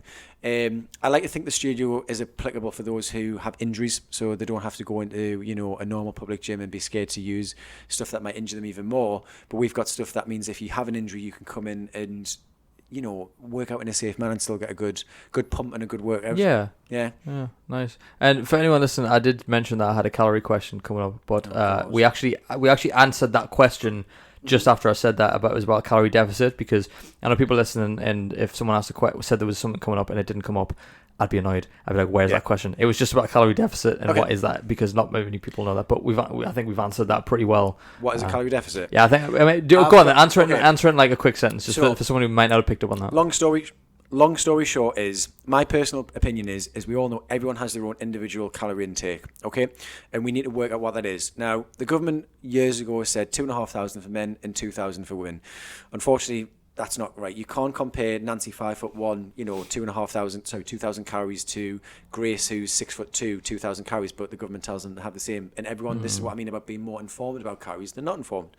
So the best way for someone to find out where they're, to be in a calorie deficit would be write down what exactly they've been eating for the past 7 days, and calories, anything that goes in the mouth, write it all down, and you should find out what your daily average is, and that's probably what your maintenance is. And maintenance would be like if you've been the same weight for the past month and that's what you've been eating, then that's your maintenance. So simply being a deficit would be, once you've found that average, knock 100 off, and then you might notice that the weight drops off. If you want to gain weight, then find out what the average is and then knock it up. It's all about strategic though. We're not talking like just add 1,000 calories on this infamous, I'm just going to add 1,000 calories. You will get fat. I don't care if you will get fat. Rather than just I got a story increments. about this, actually, whereas the same extremes in the other case, don't knock 1,000 off, because you will just either binge, cause an eating disorder, anything like that. It's all about learning about that balance, that flex, that balance. Yeah, absolutely. Yeah. Well, my take on that is, if anyone's listening who's skinny and really wants to gain weight, right? And I don't recommend this for long-term use, right? Yeah. Go to Asda, eat. This is step number 1. Go to Asda, buy the packs of serves 2 mashed potato. Okay. Like the creamy mashed potato. Yeah. Have 2 of those a day. Mm-hmm. So that's like 4 servings of mashed potato a day. That pile the weight on. Secondly, get yourself I can't even remember what, I don't drink cow's milk anymore, but the big milk cartons, like it's like a 6 or something. Get one of them, fill it with double cream. So get a blender, put double cream. It's to make you feel sick, listen. I know that's good. That was actually just a popcorn. There you go. So double cream. Yeah. Ice cream. That's a lot of dairy. Yeah, double cream, ice cream, peanut butter, stick some oats in there, maybe some banana, protein powder, get some creatine in there. We're pushing 1,600 calories by the sound of it. Did I miss anything else? Did I miss anything? I don't know. But people put honestly drips of oil in, so like vegetable oil. Sometimes they'll put like a little couple of tablespoons in just to add, because that's a very calorie dense one as well. Oh yeah, people don't realize oil's quite calorie dense. But basically, mix all that together, all that dairy, goodness. Put it in that milk carton and drink it throughout your entire day. Yeah. I used to keep it in one of the fridges where we kept mayonnaise at work. Wow. I used to get out and like shake it because it would separate and stuff. Yeah. And but that worked wonders. But it gained massive amounts of weight. But it wasn't healthy weight. It wasn't healthy calories. It wasn't good for my body, and all that dairy. Honestly, like just to be grotesque, the absolute horrendous shits I had. Yeah. Every single day. I only drank it 3 times a week on training days, but even then it was like, oh my god. Like, it's interesting that, because when people worry about counting calories, and I know it's I would say it's more taboo now because of the association of eating disorders and everything like that. But, when we talk about money, we do the same thing. When people are saving for a mortgage or, cost of living crisis, sometimes we have to go through a bank account and we're like, hang on, where the hell is this $5.99 coming from? Where's the $2.99? And if you take that out, and over a month you've probably saved yourself, say, £30, or when people go on about they have to choose between Netflix, Amazon or Disney, one has to go. It's no different than food. If you literally just write down what you're having and you think, actually, where can I get rid of one thing, it's the same as saving money. So I think it's just this taboo because everyone looks at the extreme other end rather than looking at this is just the reality of it. Actually, I'm just going to save myself 100 calories a day. Yeah. I think that's the thing, or gaining it, rather than thinking maybe the extreme of, well, I need to put 1,500 calories in a shake, rather than actually, if I just do an extra, say, my big flex that I do for my weight gain, or if I'm going in a couple of pounds, is I add a scoopful of Ben & Jerry's into my protein shake with milk. Just the simple thing, but that scoop is probably about 120 calories each and every day. 900 calories, something like that off the top of my head, a week over a month, 3,600 calories extra, rather than doing that, as you say, from experience. Don't do that.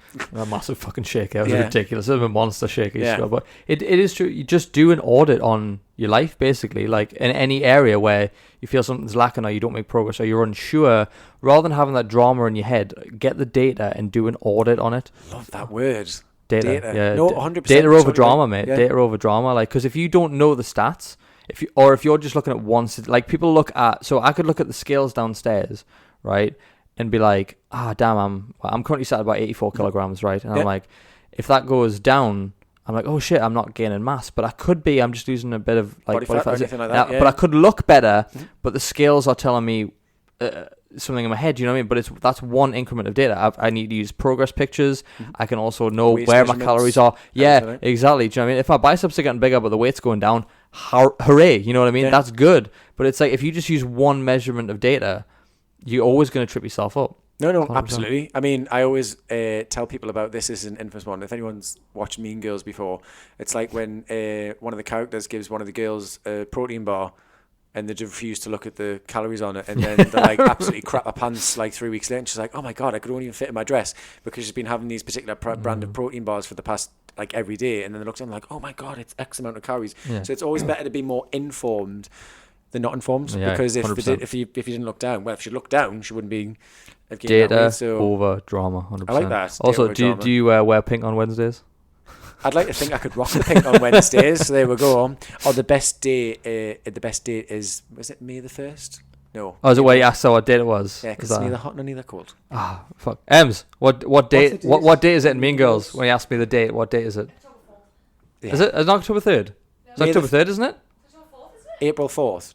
June 4th. Fucking hell. Oh God, January 9th. I'm pretty sure it's October 3rd. I'm pretty sure it's October 3rd. Yeah. You're going to Google that now, yeah. Anyway, Mean Girls references over with. So I wanted to talk about abs for a second, right? Because you have really good obliques. Your abs are insane. I've seen the pictures. Like, whether you tense or not and you don't look like that year round, you still have look like that and go into that shape. So a lot of things you hear are abs are made in the kitchen. Now, I've heard this a lot. It's all about what you eat, how you body fat, etc. But one of the things that I've noticed recently is we all know who Tyson Fury is. Yes. Right? No one in the world trains harder than Tyson Fury. Yeah.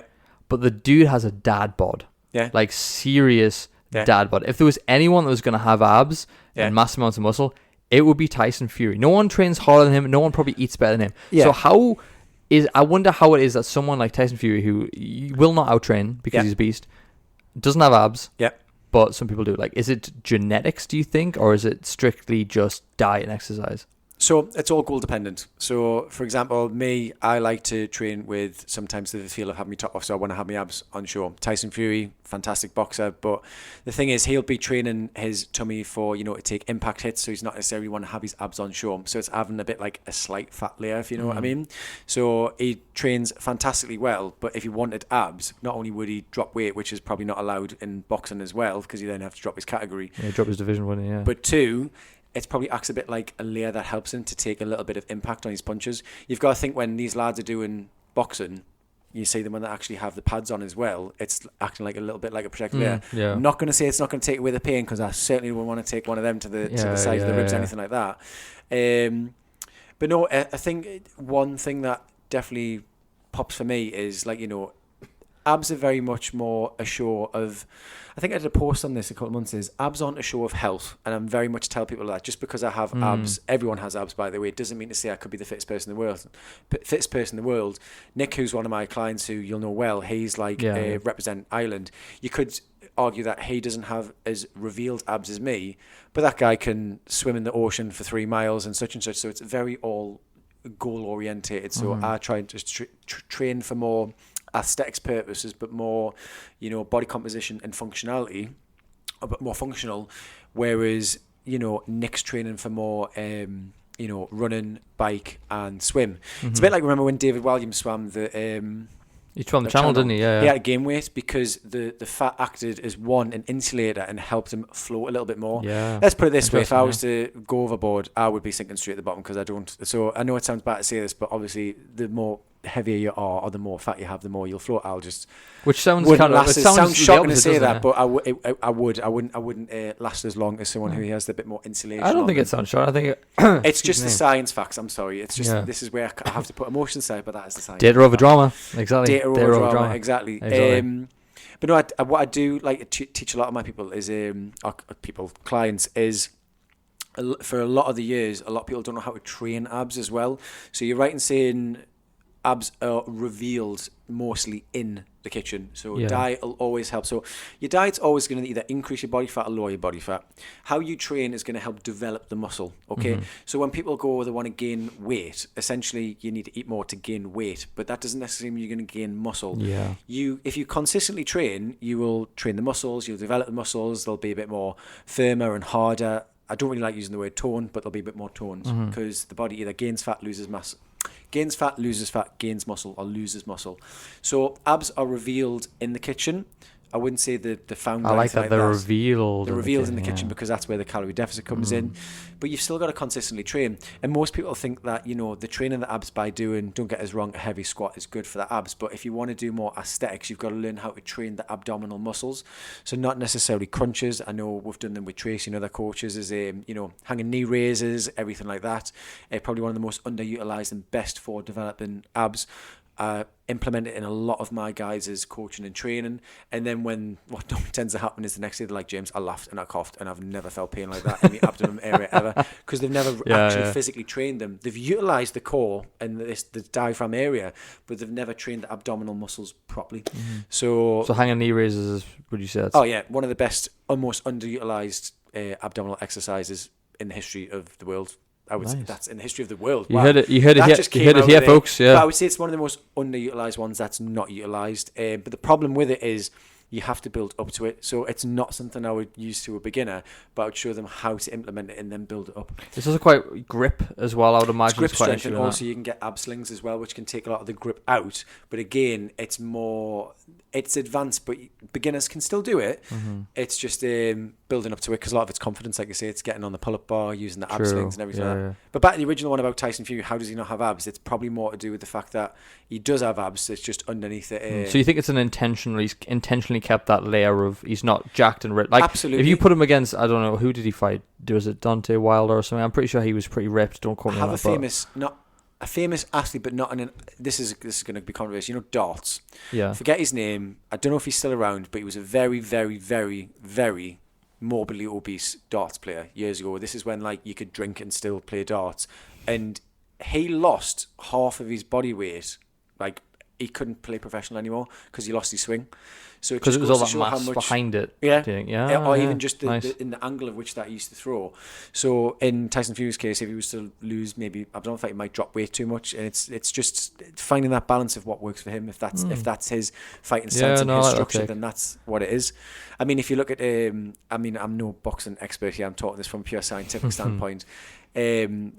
I think there's too many weight categories in boxing, and I think the one thing that I don't like is how people drop or manipulate weight with the check-ins, only to then gain over half a stone in 24 hours to help with the punching or reaches, anything like that. I think they should cut the categories down so there's literally just 4 categories, not 10. Because it's almost really like male dress sizes. You go extra small, you got small, medium, you got large, and then I suppose you go extra. It's the same in the MMA, but what I do like about it is it shows, famous one, say Ricky Hatton, not related to me, was he used to famously gain a lot of weight after fight, but then famously would shred right down. If anything, that it does show is you can do it if you really want to do it. In fact, he even did it again recently for an exhibition. So it shows no matter how old you are and you think that you can't manipulate your body weight, not manipulate your body weight. Well, no, you can. You can, but you shouldn't. Body fat levels, you can. It's never too late, no matter what situation is. It's just whether the accountability, whether they really want it to be if they want to be held accountable, then they can do it. Well, it's funny because people do see. I mean, we don't believe in fad diets. We don't believe in these fucking the same. Abs in 6 weeks, blah blah blah. But extreme body transformations seem to be almost a little bit promoted. And the examples I would probably give is the Marvel Cinematic Universe, Thor and Chris Evans and stuff like that. But then you've also got Tom Hardy when he did Bane. You've got Christian Bale. Have you seen The Machinist? Movie The Machinist? Yeah, I didn't like that one. That was the one where he went to his lowest. He was pretty much anorexic. And it's very method acting that he did. Do you know what he ate? Do you know what he ate for that? It was about an apple, 1 piece of fish, and a rice cake for 24 hours. That was it. Literally something simple, stupid as that.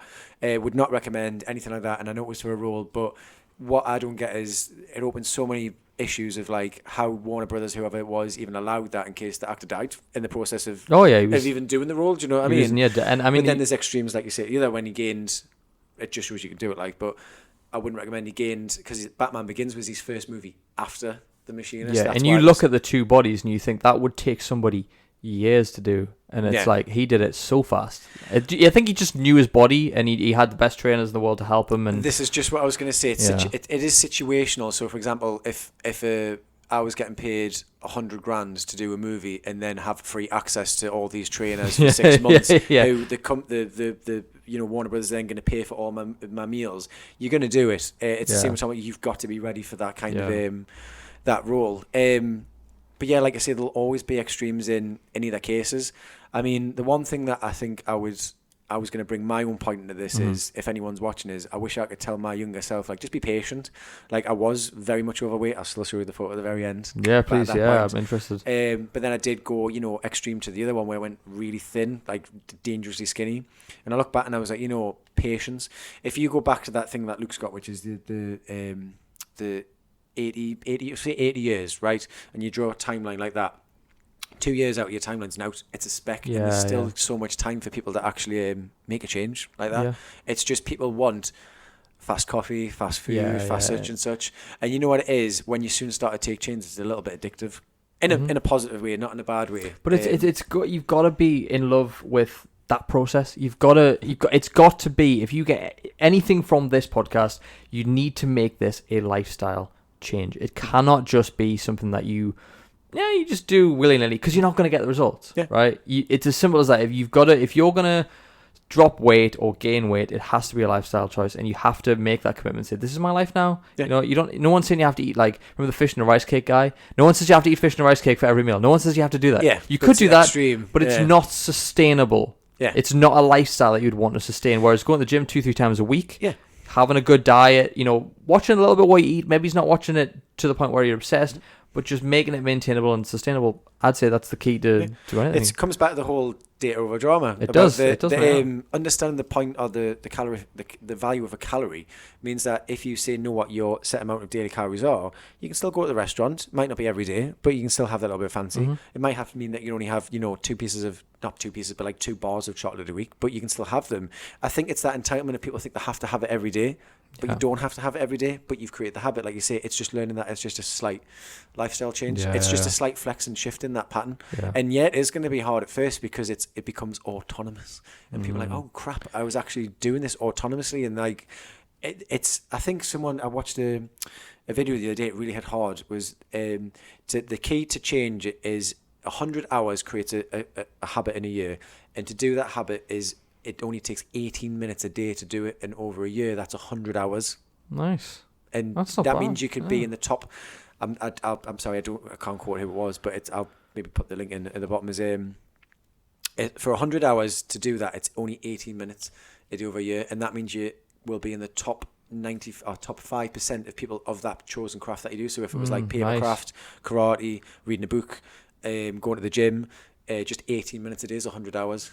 Nice. I think it's the same. It's mad when you think of it like that, isn't it? When you break it down, see, data over drama. If you break it down, like, I think it's something like, if you read, like, if you picked a subject, say you chose fitness, and you read about 15 books a year or something like that, right? It's like 1 book a month, something like that, right?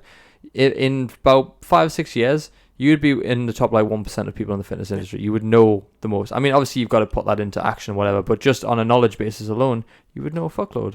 100%. And one I want to add to that is there's one thing that I've learned over the years, which goes back to the point about me probably dropping. In fact, I did, was my ego a bit, because I think, like I said, everyone has ego. It's learning when you drop. I think that comes with age. Maybe it's just me finally getting into that, like, mature bit. Is there's something to learn from everyone. Yes. And I've learned that in hospitality. So I've still learned stuff now. Having my own studio, from a client still come in with like a quote of the day or a point that they've learned, and I'm like, what the F? I was like, I had no idea that. I was like, I'm totally stealing that. Like, in a nice way. But or even like, having worked above people, under people, below people, with people, all ages, backgrounds, races, there's still something that we can learn from every single person. It doesn't even have to be fitness related. It's literally just anything, whether it's money, like you say. That is the total thing is now, it's data over drama. Yeah, 100%. I love that. I will put your name in quotes. That's actually a Luke quote that we've used. Oh, well, there you go. There you go. Yes, there you go. Yeah. I do like that. I don't know where he got it from, but he didn't come up with it. Van Gogh even famously said, "Everyone's a copy of a copy." Yeah, and I what's the phrase? Great. Was it good artists steal? Good artists copy, great artists steal. That's the one. Something like that. Yeah, because Van Gogh even said that. He was like, well, everything's a copy of a copy. I don't think I've ever butchered a quote that badly before in my life, but I butchered that one. What, Dale Drama? Yeah. No, that quote about the fucking great artists and stuff. My quote of the day, actually, I heard this today, actually. I was listening to a speech on the way over, and he was like, talking about spirituality, and he was like, about how people go, everything happens for a reason. I was like, I hate that quote. And then he said, but did that thing have to happen? And I was like, oh, that's an interesting addition. Well, do you know what? I had a massive mind shift, because I've done therapy and I'm still in therapy and stuff like that. I don't mind. That's a totally different ballgame. But what you've just hit on the nail head is I have a now thing of like, rather than why is this happening to me, I now have that mindset, even if I have to have my 5-minute rage of like, and then I go, actually, what is this teaching me? Yeah. So rather than saying, why is this happening? So even if, say, like someone's going through, God bless them, like a financial crisis or anything like that, yes, as much as it's going to be horrible, or, you know, like in fitness, if they haven't made weight, or, you know, like hit the calorie target, like it's not nice, but like rather than thinking why, like what is this teaching me? Yeah. And I've learned to develop certain like methods or training things or better myself from that. So I like that one. It's good, but it's also like it's taking accountability. Like, okay, like you can say, for example, something horrible, you crash your car, right? You hit another driver on the road. Thankfully, no one's killed, but you fucked up your car. You got to pay this insurance. Everything happens for a reason. It's like, yeah, but maybe next time don't take your eyes off the road. Maybe next time slow down. It's like, just because that thing happened and you want to try and find some spiritual lesson in it, it's like, yeah, but did you fuck up? Did you take accountability for that? It's like, yeah, everything happens for a reason, but did that thing have to happen at all? It's like, it saying everything happens for a reason almost takes the accountability away from it, the responsibility from it. But if you can go, well, yeah, I can get lessons from it, but also maybe next time I'm going to be more aware and not crash my fucking car. Or, you know, I'm not going to, like, I'm obese because everything happens for a reason. It's like, no, you fucking ate too much or you didn't train. Do you know what I mean? It's like, take that responsibility with it as well. Well, perfect example is my skiing machine broke. It breaks quite often. It's going to happen. Machines break and everything like that. So it got to a point where I was like, I keep sending this off to, you know, factory to get fixed. And I was like, actually, you know what it is? I'm going to learn how to fix this. Nice. Straight on the YouTube, Concept 2 videos, everything like that. And lo and behold, the first time it took us 4 hours, but now when it's done it again, 20 minutes, done. Excellent. So even though, like, you know, it was a ball ache the first time and I panicked, I was like, oh my God, machine's broke. What the F do I do? Straight back to the factory, money, cost. It instantly spirals. And then the second time out, I was like, what is this teaching me? Because if I'm owning a studio, machines break, it's going to happen. You can't just keep doing this. So I took matters into my own hand. I was like, right, get the laptop out. I'm going to, you know, move a couple of sessions around. Yeah. And I took the time out and actually really took the machine apart, looked at how we do it. And now every time this particular thing breaks on it, it's fixable. It's self-sustainable now, a little bit more. And I've saved myself a bit more money, spare parts. So it's actually, in the long run, it's taught us that to develop to myself to be more self-sufficient in the gym, grow up more and save myself money. So it taught me something rather than actually thinking, why the fuck did this have to break? Yeah. Why the fuck did it happen to me? Why not you? But in all gym world, I was like, actually, this breaks in gym group, it breaks in JD. All machines break, but anything you use aggressively. So hang on, it happens all the time, James. Let's break this apart and fix it. So, 100%. So, mate, we're out of time. Well, we're slowly running out of time for this episode. But I messaged a man named Stuart Hatton, and I said, if you could ask James one question. Can I stop you there before we start? This is either going to go one of two ways. It's either going to go extremely sour because brothers can really argue, really argue, and he'll probably ask us something that no one knows nothing about, and it'll be that. Or two, he'll say something which I know he can do. It'll be like really nice or meh. It's in the middle. Which one are you going for, mate? And which one are you This is the heart and brain things. The brain will be probably the brother thing. The heart thing would be nice if it was something heartfelt and interesting. So we'll see. So the most. God, I feel like I'm in celebrity. So the most important question of this entire podcast, the last question I will ask you. Are you ready for it? I don't know. Are you ready for it? Are you prepared for this? Hit me. Yeah, it's the spiciest question. Okay. Are you for Star Wars or Star Trek? Oh, there we go. After all that, that'll be a good one. I don't know why you chose this question, but I'm curious as to why you think you chose it. So in the Hatton family, we're either Star Wars or Star Trek. Right. I'll give an answer, but I'll give you a little backstory. Is you in the family? I was brought up as a Trekkie, so loads of people have been like Star Trek. My mum Star Trek, my brother Star Trek. I was Star Wars, and I'll still stay Star Wars as well. There's just something ultra cool about owning a lightsaber, different colours, and you can't beat Duel of the Fates and Phantom Menace. And I like the fact that now the original prequels are getting the praise of which that deserve. Yes. You know what? I'm so happy you're Star Wars because I'm Star Wars too. Good. So I'm just always gutted about that Ray Parker never got the true Darth Maul that he got, but he'll always be forever known for the epic battle that is Duel of the Fates. Didn't they bring him back for Rogue One? Was it not him? I can't quote that off the top of my head, but I know they brought him back for Clone Wars. Yeah, Sam Witwer played him, who did just nerding out a bit. Have you played the Star Wars The Force Unleashed games? Are you much of a gamer? Yes. So recently you've got the new Star Wars Jedi Survivor. I'm playing it, loving it. So I've got it, but I haven't played it yet. It adds to the never-ending collection of games that I'll probably play in 3 years' time. It's so good. I actually made myself in it. Like, you can shave his hair off and give him a ginger beard. I was like, so I made myself. So it's pretty cool. But honestly, like, I love Star Wars, and this is totally off topic, but I don't give a fuck because it's the last question. But Star Wars for me has always been cool. Like he says, owning a lightsaber. Like, have you seen you can go to Galaxy's Edge in Disneyland and make your own lightsaber? You go through a full. But what's dead epically interesting is it's a long time ago in a galaxy far away, whereas Star Trek is what could happen that might have happened. Oh, so you think they might be the same universe? Could be. Just two opposite ends of timelines. But that's the cool thing, do you know what I mean? Like, it's a long time ago in a galaxy far away. Star Trek is yet to happen. Yeah, maybe. So, but yes, Galaxy's Edge, I need to go there. Very good. Same, 100%. Well, I'm glad. See, it wasn't that bad a question, was it? No, he was nice. Yeah. Total brother responsive. I did try and dig for him to give me something like a little bit of dirt. You know what I mean? That I could catch you off guard with. But he didn't. He was nice, and he chose a good question. So, honestly, I'm glad that it was Star Wars, not Star Trek. Because this could have turned into another 3-hour debate on who's better, Star Wars or Star Trek. So, if any Trekkies listening, I'm sorry. I know you've got you. I know you're cool and whatnot, very sciencey and everything like that. But something about Star Wars is just it could have happened. You ain't got no lightsaber. Khan ain't got shit on Darth Vader. Let's be honest. Khan ain't got shit. But listen, James, mate, it's been fantastic to have you on. I feel like I've learned a lot about you, and I'm glad that we actually got to sit down and have a full conversation. It's been nice. I appreciate it. Thank you very much, man. You as well, man. Thank you, man. But listen, guys, where can people follow you on social media? So the main one, the business one, is Instagram /stud10. So as in OH. So that we had an issue with the microphone there, but it's back. I ran out of storage on the laptop because me and James have talked for a while, but I have no idea where it left off. But James, I'll put your Instagram information on the bottom. That'd be greatly appreciated. Yeah. So what's next for you, mate? What can we expect from you in the future? Are we going to have a franchise of Studio H or what? I would always like to say, always keep the next, step.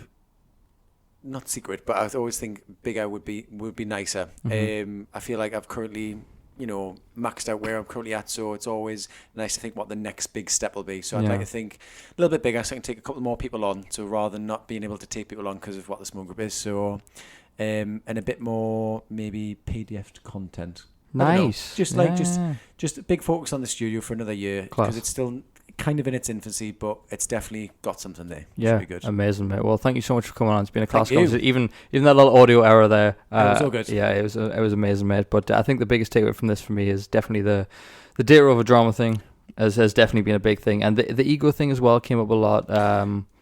What else do you think was a really key takeaway from this? There's no harm in consistent development, trying many things, being a yes person, and understanding, like you say, sometimes there's no harm in, dropping that ego, consistently development. And what was the last one? Oh, everyone's a secret eater, whether they lie or not. Yeah, that's very true. Very true. To all you secret eaters out there. Yeah, amazing. But listen, guys, thank you very much for listening. If you're on Spotify, please leave us a 5-star review. None of this 4-star bullshit, because 5 stars is what matters. And be sure to follow myself and James on all the social media platforms, which will be in the description of this somewhere. Also, if you're on Apple Music, please also leave us an amazing review. And until the next episode, guys, I will see you all very, very soon. Take care.